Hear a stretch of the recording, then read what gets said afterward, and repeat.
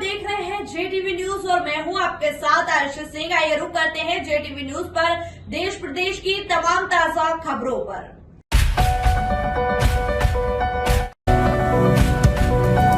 Bolero चोरी के मामले में फरार आरोपी बड़वानी पुलिस गिरफ्त में। थाना बड़वानी पुलिस ने ग्राम कल्याणपुरा बस स्टैंड से बोलेरो वाहन चोरी से फरार आरोपी को गिरफ्तार कर न्यायालय किया पेश। सर, पिछले दिनों बाबा रामदेव मंदिर जो बाईपास से वाहन चोरी हुआ था सर, तो उसका तीसरा आरोपी शेष आरोपी गिरफ्तारी हो गई और कोई बाकी रह गया सर? जो रामदेव बाबा मंदिर से बोलेरो गाड़ी चोरी की थी, उन आरोपियों में से 2 आरोपी पूर्व में गिरफ्तार हो चुके हैं। इसमें शेष आरोपी गणेश उर्फ गणपत पिता सीताराम अलावे जो भौती का निवासी है, ये इसकी गिरफ्तारी कल दिनांक को की गई भौती से। सर, इसकी मुख्य भूमिका क्या थी इसकी? मतलब असल में ये उस पूरी घटना में ये मास्टरमाइंड है और ये और एक नरेंद्र जो नरेंद्रपुर में अरेस्ट हुआ है। चूँकि गणेश का वो स्थान देखा हुआ था और इसी ने ये पूरी इसको प्लानिंग किया कि यहाँ पे गाड़ी की चाबी रहती है तो इसको आसानी से गाड़ी को यहाँ से चुरा के ले जाया जा सकता है। तो इन्होंने अपने साथियों के साथ मिलकर गणेश ने इसमें ये घटना घटित की थी।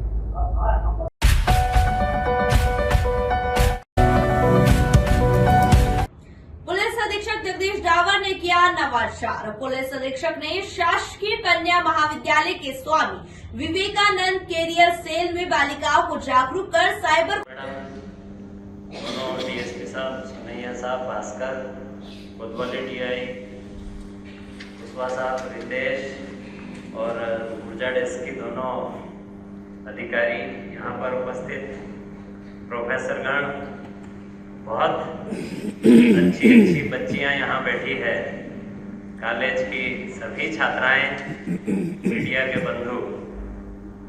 अभी रितेश ने साइबर अपराध के बारे में बहुत सारी जानकारी आपको दी है और ये जानकारी आज के समय में सभी के लिए बहुत उपयोगी हो गई है। हम लोग, मुझे लगता है कि आप लोग कॉलेज में पढ़ रहे हैं तो सारे ही लोग मोबाइल का उपयोग करते हैं। कितने लोग हैं, जरा हाथ खड़े करो, जो मोबाइल चलाते हैं? सभी चलाते हैं। तो अभी बहुत सारी चीज़ें मोबाइल के बारे में दी है। ये बहुत छोटा सा इंस्ट्रूमेंट है जो हमारे साथ रहता है और इसकी इतनी ज़्यादा आदत या लत कह सकते हैं, एक नशा सा लोगों को हो गया है। मोबाइल का नशा हो गया है। आज मैं देखता हूँ घरों में, बच्चों में, बड़ों में, जब मैं कहीं जाता हूँ तो देखता हूँ कि इसके बगैर कोई व्यक्ति रहता ही नहीं है। हम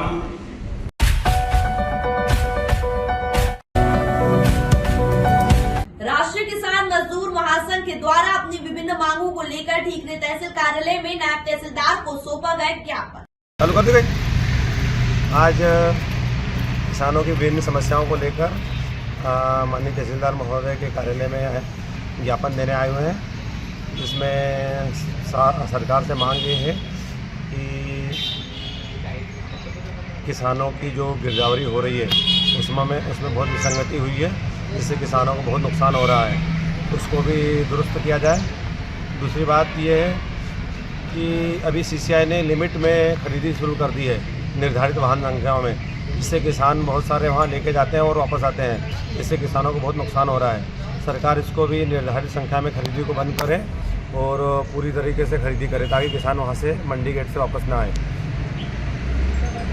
और सरकार कपास के निर्यात को भी तत्काल प्रभाव से शुरू करे ताकि किसानों को कपास के फसलों का अच्छा भाव मिले। सरकार जब किसानों के पास माल ख़त्म हो जाता है उसके बाद निर्यात शुरू करती है तो कहीं ना कहीं ऐसा लगता है कि सरकार किसानों का अहित कर व्यापारियों को फ़ायदा पहुंचा रही है। ऐसी व्यवस्था को भी बंद कर किसानों के फ़ायदे के लिए अतिशीघ्र कदम उठाएं।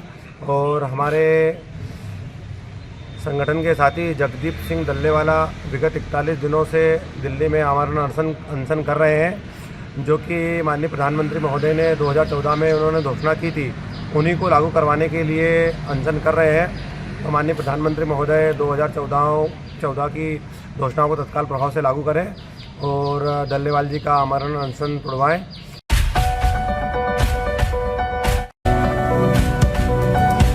अमानो अमान की दुआओं के साथ खरगोन शहर में चल रहे 2 दिवसीय दीनी इज्तिमा का हुआ समापन। आखिरी दिन 30,000 से अधिक लोगों ने की शिरकत। प्रशासन की सहयोग तो बहुत सराहनीय था।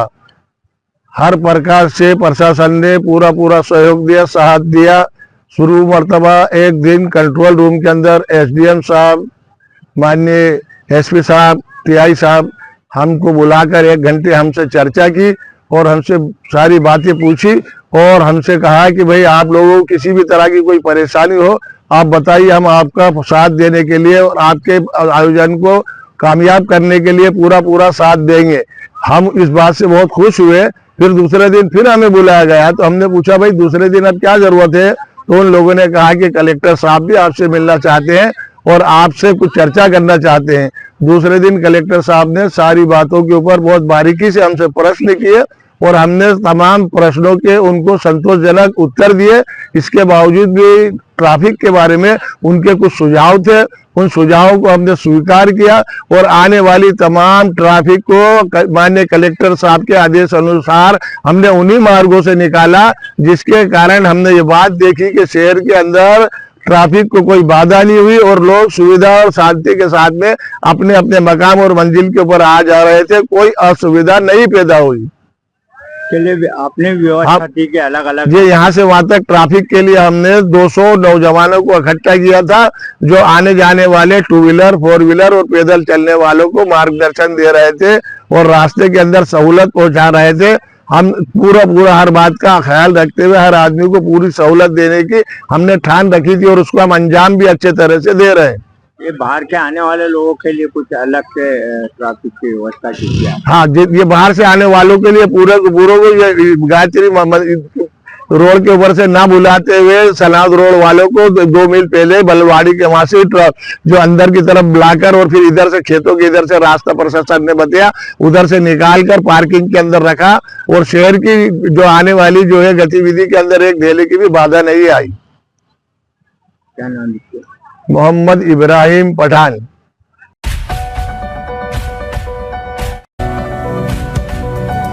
कॉलेज में नवीन बारह उत्सव को लेकर तृणमूल छात्र संगठन के बीच खुलेआम झड़प हो गई। छात्र नेताओं और कार्यकर्ताओं को 2 गुटों के बीच टकराव की स्थिति।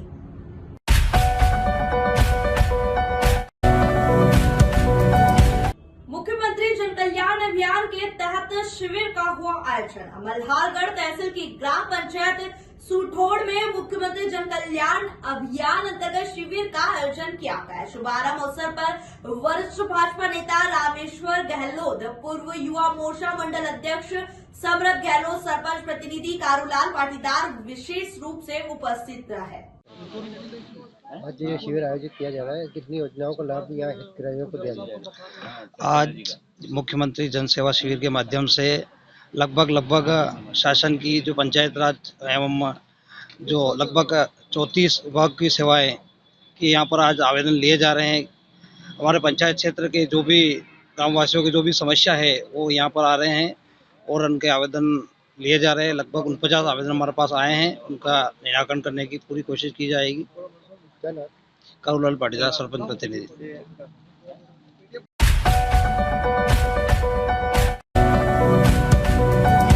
पिपलिया मंडी में पत्रकारों ने दिया ज्ञापन। पत्रकार मुकेश चंद्राकर की हत्या के विरोध में पिपलिया मंडी में पत्रकारों ने जताया आक्रोश।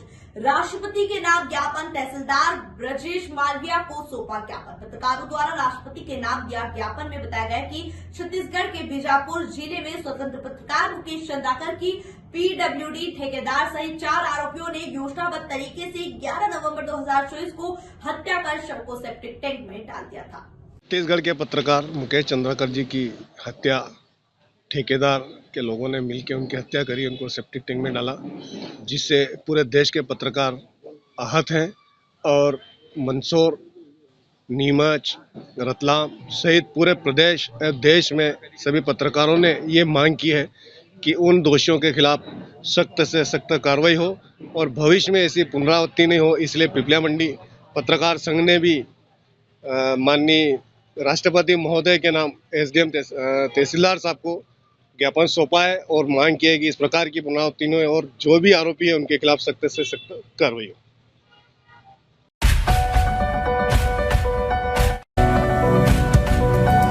बड़वानी राजपुर के उत्कृष्ट विद्यालय और सीएम राइस कन्या स्कूल में सांसद की छात्र छात्राओं को साइकिल वितरित। इस दौरान स्कूल स्टाफ सहित नगर परिषद अध्यक्ष शिखा अग्रवाल, उपाध्यक्ष आकाश बर्मन, मंडल अध्यक्ष कृष्ण धनगर सहित भाजपा जनप्रतिनिधि रहे मौजूद। आज मध्य प्रदेश की भारतीय जनता पार्टी की सरकार के बच्चों के लिए एक महत्वपूर्ण योजना है साइकिल वितरण।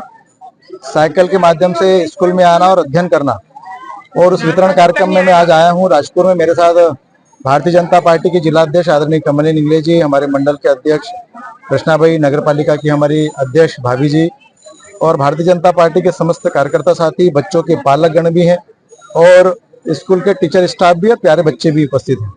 निश्चित तौर पर शिक्षा के क्षेत्र में मध्य प्रदेश की सरकार ने अभूतपूर्व काम किया है। उनको निःशुल्क पुस्तकें वितरण करना, उनको निःशुल्क ड्रेस देना, उनको निःशुल्क साइकिल वितरण का कार्यक्रम करना, तमाम प्रकार के आयामों के माध्यम से मध्य प्रदेश की भारतीय जनता पार्टी की सरकार ने स्कूल में पढ़ने वाले बच्चियों के लिए, बालकों के लिए विभिन्न प्रकार की योजनाएं लागू की और आज उसी वितरण कार्यक्रम में मैं शामिल हुआ हूँ। बच्चों में बड़ा जबरदस्त उत्साह है, उनको बड़ी खुशी है। साइकिल आज उनको मिली है स्कूल आने के लिए, आवागमन साधन के लिए, और निश्चित तौर पर इसी उत्साह के आधार पर बच्चों का भविष्य भी गढ़ा जाता है। बच्चों में उत्साह के कारण पढ़ाई में भी ध्यान जाता है और निश्चित तौर पर मध्य प्रदेश की डॉक्टर मोहन यादव जी की सरकार ने बच्चों के लिए इस प्रकार की योजना लागू की और मैं इस कार्यक्रम में शामिल हुआ हूं। मैं पुनः आपके माध्यम से ऐसे बच्चों को शुभकामनाएं भी देता हूं। आने वाले 1 से 1.5 महीने बाद हमारी स्कूल की वार्षिक परीक्षाओं होने वाली है, वो सफल हो, मध्य प्रदेश के विकास के लिए उनका जीवन आगे बढ़े। इस अवसर पर मैं तमाम स्कूल में मिलने वाली साइकिल की सुविधाओं के लिए बच्चों को भी शुभकामनाएं देता हूं, उनके पालकों को शुभकामनाएं देता हूं।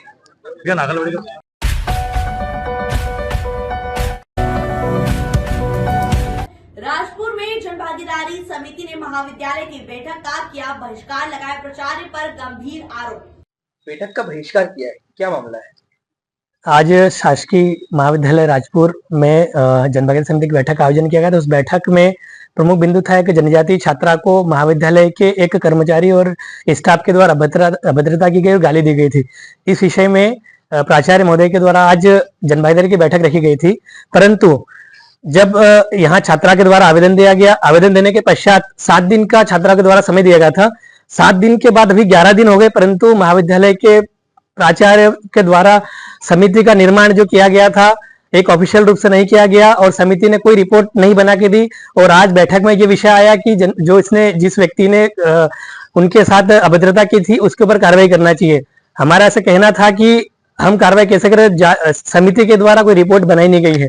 दूसरा, महाविद्यालय में किसी भी प्रकार का प्रशासनिक आदेश आता है वो 4 दिन बाद 6 दिन बाद ये लोग देखते हैं। अभी हाल ही में मध्य प्रदेश शासन और माननीय मुख्यमंत्री जी के द्वारा इस कॉलेज के विकास के लिए ग्राउंड समितिकरण को लेकर 3 महीने पहले पत्र आया था, उस पत्र में अभी तक कोई कार्रवाई नहीं की गई।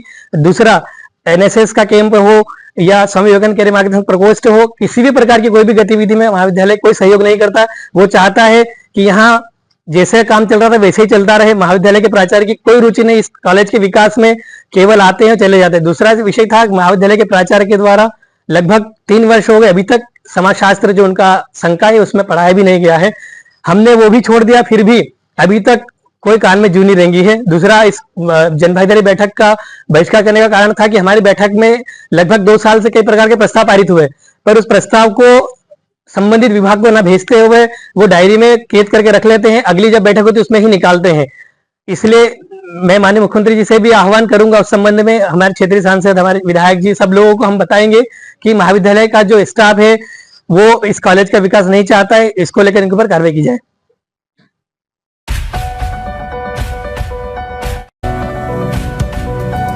वांगरा में विद्यार्थियों को वितरित की गई शासकीय योजना के तहत निःशुल्क साइकिलें।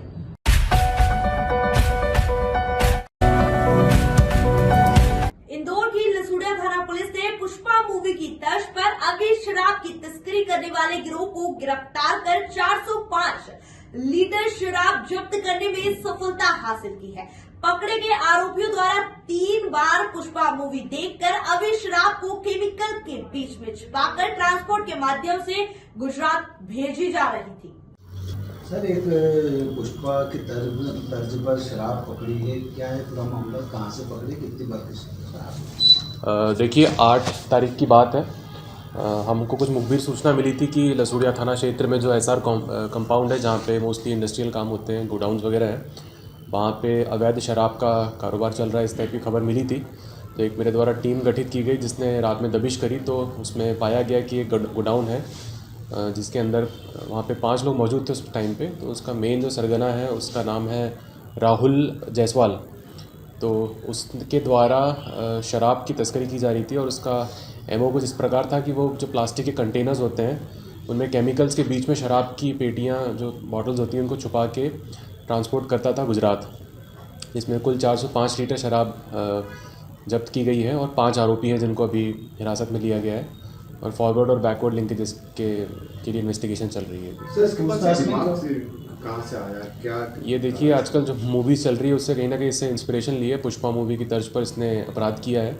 जो व्यक्ति है ये आदतन अपराधी है, इसके पुराने भी ट्रैक रिकॉर्ड है और रिसेंटली 2-3 महीना पहले ही ये 34(2) के मामले से ही जेल से अभी बेल पे बाहर निकल के आया हुआ था और उसने फिर से इसका अंजाम दिया है, तो इस पर कड़ी से कड़ी कार्रवाई की जाएगी। सर, बताया जा रहा है कि इसने पुष्पा फिल्म कई बार देखी थी, उसके बाद इस घटना को अंजाम दिया है। हाँ, मूवीज़ का शौकीन तो है। उसने अपने जब उससे पूछताछ की गई तो उसने बताया भी था कि वो इंस्पायर्ड है इस मूवी से। अब ये तो ठीक है, 1-2 बार तो देखी होगी तभी तो उसने एमओ समझा है उसका। कितने आरोपी अभी इसके अंदर हो, आगे कितने आरोपी बढ़ सकते हैं? अभी फ़िलहाल में तो 5 आरोपी जो कि मौके पे मौजूद थे तो उनको अरेस्ट किया गया है। बाकी उसने कहाँ से शराब ख़रीदता था, ट्रांसपोर्टेशन क्या था, जो उसका गोडाउन था, इन सब की जानकारी निकलवा के आगे कार्रवाई की जाएगी। सर, ऐसा नहीं लगता आजकल जो अपराधी है जो फिल्म देख के इस प्रकार की जो लूटपाट कर रहे हैं? जी हाँ, देखिए मूवीज़ तो एंटरटेनमेंट के लिए होती है लेकिन उसके पॉजिटिव नेगेटिव इम्पैक्ट हमेशा सोसाइटी में रहते हैं। ये तो हमारी कैपेबिलिटीज़ होनी चाहिए, हमारी कॉग्निटिव स्किल होनी चाहिए कि हम सही चीज़ों को सीखें और जो नेगेटिव इम्पैक्ट है उसको लाइफ में अपने ना आने दें। सर, क्या संदेश देना चाहेंगे? फिल्म तो रहती है 3 घंटे की और जीवन रहता है पूरा, क्या संदेश देना चाहेंगे हमारे चैनल के माध्यम से? मूवीज़ को एंटरटेनमेंट की तरह लीजिए, देखिए और भूल जाइए। अच्छी चीज़ें उन सीखिए और जो नेगेटिव चीज़ें दिखा रहे हैं उनको ज़्यादा अपने लाइफ में इम्प्लाई ना ही करें तो बेटर है। अदरवाइज़ एनफोर्समेंट एजेंसीज़ हैं जो आपके पीछे पड़ जाएंगी और आपकी लाइफ थोड़ी डिफ़िकल्ट हो सकती है।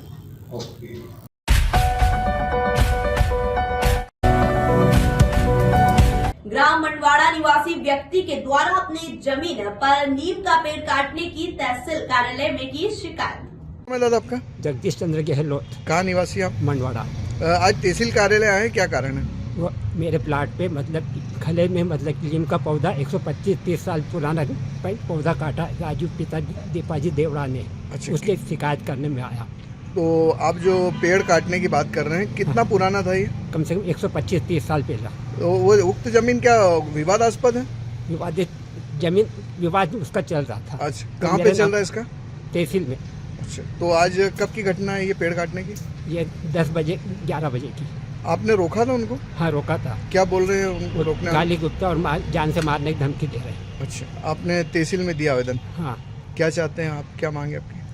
इसका निराकरण किया जाए, मेरी जमीन मेरे को दिलाई जाए, विवाद खत्म किया जाए।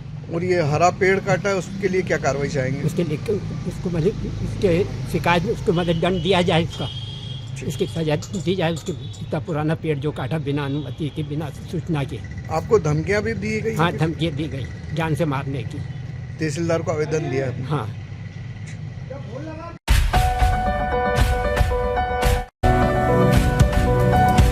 JTV न्यूज से जुड़े रहने के लिए हमारी खबरों को लाइक और शेयर करें, हमारे चैनल को सब्सक्राइब करें और अपडेट रहें हर छोटी बड़ी खबरों से।